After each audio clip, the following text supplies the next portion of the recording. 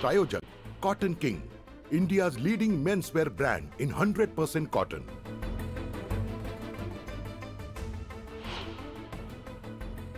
Metro 3च्या तपासणीसाठी CMRSला पाचारण, प्रमाणपत्र मिळताच पहिला टप्पा होणार सुरू।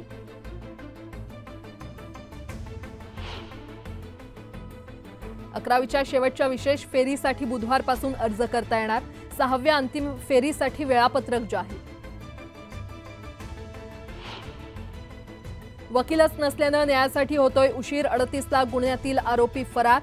4.5 कोटी खटले प्रलंबित। NJDGची आकडेवारी जारी।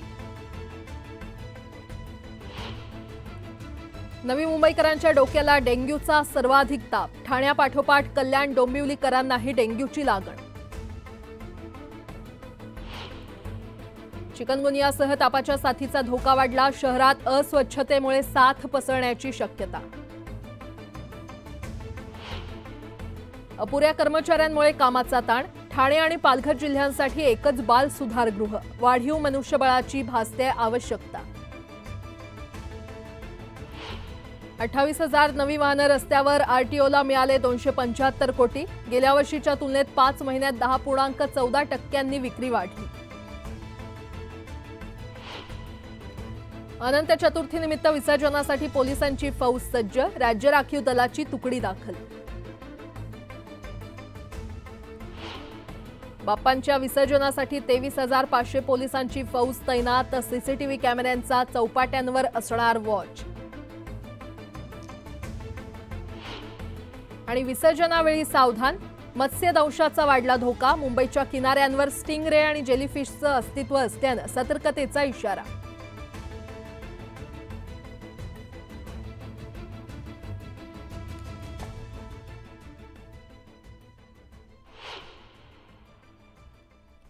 नमस्कार, सुप्रभात, गुड मॉर्निंग। मी प्राजक्ता तांडेल। तुम्ही पाहताय न्यूज 18 लोकमत। बातमीपत्रामध्ये आपलं सगळ्यांचं स्वागत। बातमीपत्राला सुरुवात करूयात। शिर्डीमध्ये जुनी पेन्शन महाअधिवेशनात उद्धव ठाकरे यांनी हजेरी लावली आणि यावेळी लाडकी बहिणी योजनेवरून त्यांनी सरकारवर जोरदार हल्लाबोल केला।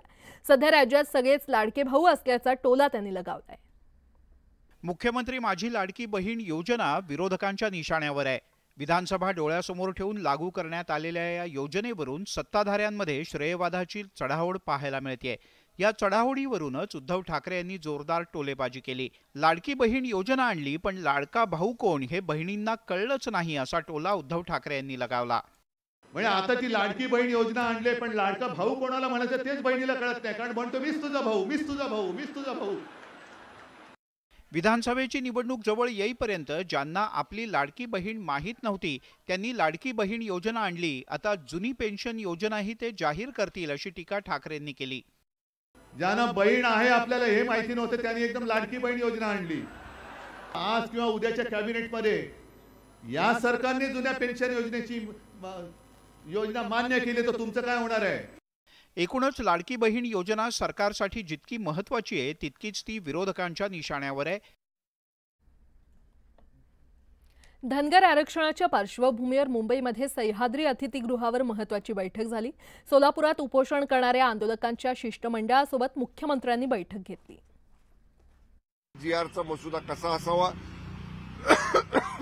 GR काढला तर तो कोर्टात टिकला पाहिजे, या बाबतीत ती समिती जी 5-7 लोकांची केलेली ती लगेचच ह्या 4 दिवसांमध्ये बसेल। एकीकडे ही बैठक सुरू असताना तिकडे पंढरपुरात धनगर समाजाच्या आरक्षणासाठी उपोषण करणाऱ्या योगेश धरम यांची प्रकृती बिघडली। योगेश धरम यांना चक्कर आल्यामुळे ते स्टेजवरच कोसळले। त्यांना खासगी रुग्णालयात दाखल करण्यात आले। त्यानंतर पंढरपुरातील उपोषणकर्त्यांनी आम्हाला समित्या नको अशी भूमिका घेतली। मग मुख्यमंत्री महोदय कायद्याच्या चौकटीत बसवलं जायला असं आरक्षण देऊ म्हणतायत। अहो डॉक्टर बाबासाहेब आंबेडकरांनी घटनेनं लिहिलंय तेच मागतोय ना आम्ही कायद्याच्या चौकटीत, आम्ही काय वेगळं मागतोय? सरकारच्या आश्वासनानंतरही धनगर समाज आपल्या आक्रमक भूमिकेवर ठाम आहे। बातमीपत्रामध्ये आता पाहणार आहोत प्रत्येक जिल्ह्यातली बातमी अतिशय वेगवान स्वरूपात। बातमी 36 जिल्ह्यांची या बुलेटिनमध्ये सुरुवात करूया। गेल्या 5 वर्षांच्या काळात पहिल्यांदाच 48 तासांमध्ये चांदीच्या दरात 4,000 रुपयांपेक्षा जास्त वाढ झालेली आहे, तर सोन्याच्या दरात 2,000 रुपयांपेक्षा जास्त वाढ झाली आहे। म्हाडानं 370 घरांच्या किमतीत 10 ते 25% कपात करण्याचा निर्णय घेतलाय. मात्र त्याचवेळी 14 घरांसाठी चुकीच्या रेडी रेकनर किमती निश्चित झाल्यानं रक्कम कमी होण्याऐवजी 12 ते 13% वाढलेली आहे. त्यामुळे अवघे 15 दिवस शिल्लक असताना किमतीत बदल करण्याची नामुष्की म्हाडावर आली आहे. गणेशोत्सवात झेंडूच्या दरानं 100 गाठलंय. किरकोळ बाजारात गणेशोत्सवात 300 रुपये किलो दरानं झेंडूच्या फुलांची विक्री झाली. यंदा सततच्या पावसामुळे झेंडूच्या उत्पादनात घट झाली आणि त्यामुळे दर वाढल्याचं दिसून आलं. बाजार समित्यांमध्ये 27,108 क्विंटल कांद्याची आवक झाली आहे. यावेळी कांद्याला कमीत कमी 2,800 रुपयांपासून 4,700 रुपयांपर्यंत सरासरी दर मिळाला. तर पुणे बाजारात सर्वाधिक लोकल कांद्याची आवक झाल्याचं समोर आलं. राज्यातील 3 जिल्ह्यात सोयाबीनची 74 क्विंटलची आवक झाली. तर अकोला जिल्ह्यातील अकोट बाजार समितीमध्ये नव्या सोयाबीनची आवक झाली आहे. या सोयाबीनला क्विंटल मागे सरासरी 5,251 रुपयांचा दर मिळाला. चांगल्या प्रतीच्या हरभऱ्याला 7,000 रुपये प्रति क्विंटल भाव मिळतोय. पण आवक घटल्यानं शनिवारी केवळ 6 क्विंटल हरभऱ्याची आवक झाली आहे. त्यामुळे हरभऱ्याच्या दरांमध्ये मोठी वाढ झाली आहे. भारतीय रेल्वेची पहिली वंदे मेट्रो आजपासून धावते. लहान आणि मध्य पल्ल्यासाठी असणारी ही मेट्रो गुजरातमधील अहमदाबाद ते भुज दरम्यान मेट्रो सुरू होते. 12 कोच असलेली ही वंदे मेट्रो 110 किलोमीटर वेगानं धावणार आहे. वंदे मेट्रो ट्रेनचं 23 किलोमीटरचं हे भाडं सुमारे 30 रुपये असेल. विरारच्या बोळिंजमधील घरांच्या विक्रीसाठी म्हाडातर्फे एक खिडकी योजना सुरू केली जाणार आहे. विरार बोळिंज येथील जवळपास 4,000 घरं गेल्या 7 ते 8 वर्षांपासून विक्रीविना पडून असल्यानं म्हाडातर्फे विशेष योजना आणली जाते. केंद्र सरकारनं शिधापत्रिकाधारकांसाठी नवीन नियमावली लागू केलेली आहे. त्यानुसार शिधापत्रिकेची ई-केवायसी केली नसल्यास 1 नोव्हेंबरपासून रेशन बंद होणार आहे. विभागानं दिलेल्या माहितीनुसार ई-केवायसीसाठी 31 ऑक्टोबर ही तारीख निश्चित करण्यात आली आहे. यूपीआयमध्ये लवकरच एक मोठा बदल होणार आहे. सरकारनं एका परिपत्रकातून याबद्दलची माहिती दिली आहे. नॅशनल पेमेंट्स कॉर्पोरेशन ऑफ इंडियानं देशातील लाखो करदात्यांना यूपीआय व्यवहारातील नव्या बदलाचा फायदा होणार आहे. मुंबईकरांनी तब्बल 71,000 कोटींचा जीएसटी बुडवल्याचं समोर आलेलं आहे. 2023-24 या आर्थिक वर्षात 2.1 लाख कोटी रुपयांच्या जीएसटी चोरीशी संबंधित 6,084 प्रकरणं शोधून काढल्याचं जीएसटी इंटेलिजन्स महासंचालनालयानं म्हटलंय. मोठ्या आवाजासाठी वापरल्या जाणाऱ्या प्रेशर मीड उपकरणांवर पुण्यात बंदी घालण्यात आली आहे. कर्णकर्कश आवाजामुळे ध्वनी प्रदूषण होतं. त्याचं मानवी शरीरावर घातक परिणाम होतात आणि या पार्श्वभूमीवर प्रेशर मीड वापरणाऱ्यांवर कारवाई करण्याचा इशारा पोलिसांनी दिलाय. सरकारी नोकरीच्या शोधात असलेल्या उमेदवारांसाठी एक सुवर्ण संधी चालून आली आहे. महाराष्ट्र राज्य परिवहन महामंडळात भरती जाहीर करण्यात आली आहे. त्यामुळे आता तरुणांना एसटीमध्ये भरती होण्याची उत्तम संधी आहे. अवघ्या 2 वर्षात नोकरी सोडण्याचा तरुणाईचा कल वाढत असल्याचं समोर आलंय. जॉब सॅटिस्फॅक्शनला तरुणाई जास्त महत्त्व देत असल्याचं निरीक्षण नोंदवण्यात आलेलं आहे. भारतीय रेल्वेनं कोकण रेल्वे विभागात अनेक रिक्त जागांसाठी भरती प्रक्रिया सुरू केली आहे. त्यानुसार वरिष्ठ विभाग अभियंता, स्टेशन मास्टर आणि कमर्शियल पर्यवेक्षक पदासह इतर पदांच्या 190 रिक्त जागा भरल्या जाणार आहेत.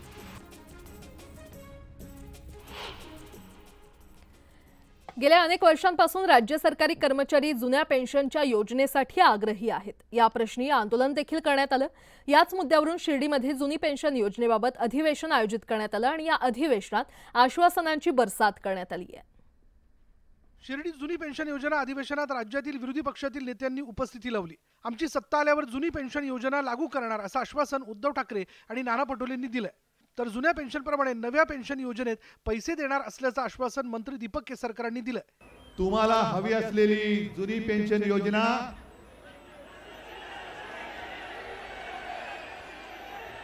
कशी जशीच्या तशी अंमलात आल्याशिवाय राहायचं नाही. महाराष्ट्रामध्ये आमचं सरकार आल्यानंतर पहिल्याच कॅबिनेटमध्ये जुनी पेन्शन योजना आम्ही लागू करू.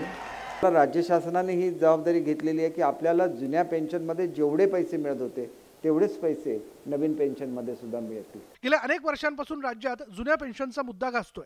त्यातच या निवडणुकीत तोंडावर सत्ताधारी आणि विरोधकांनी सरकारी कर्मचाऱ्यांना गोंजारायला सुरुवात केली आहे. त्यामुळे विधानसभा निवडणुकीत सरकारी कर्मचारी काय भूमिका घेतात याची उत्सुकता आहे.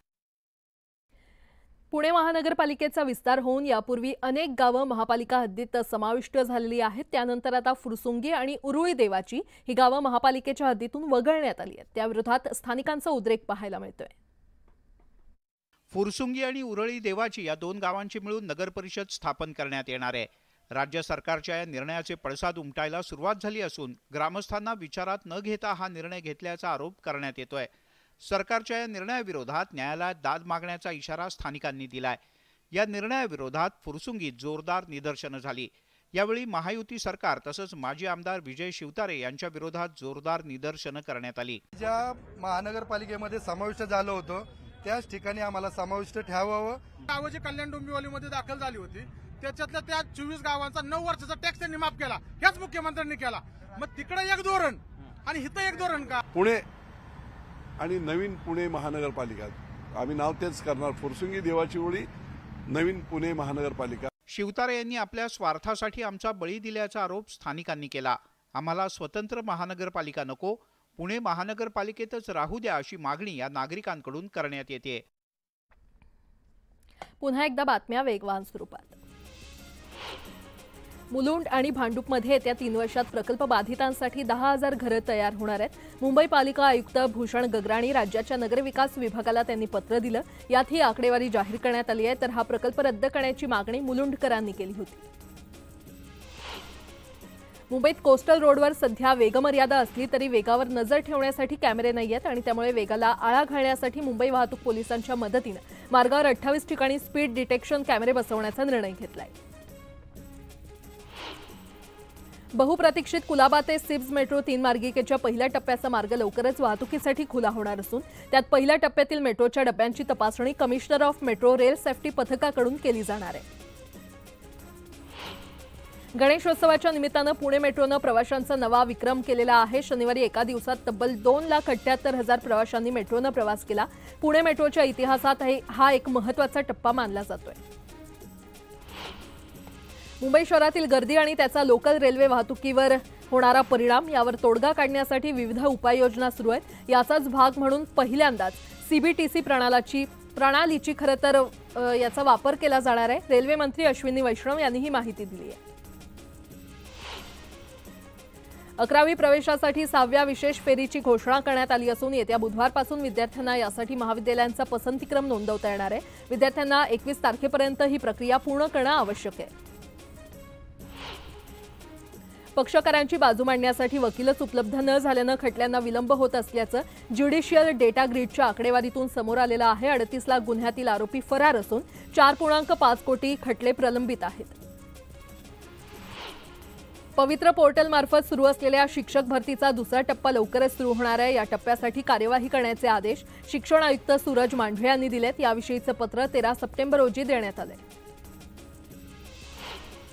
भारतीय रेल्वे बोर्डानं सर्व महाव्यवस्थापकांना त्यांच्या विभागांमध्ये स्वतंत्र गतिशक्ती युनिट स्थापन करण्याचे निर्देश दिलेत। या निर्णयामुळे गतिशक्ती अंतर्गत सुरू असलेल्या प्रकल्पांच्या अंमलबजावणीला गती मिळणार आहे।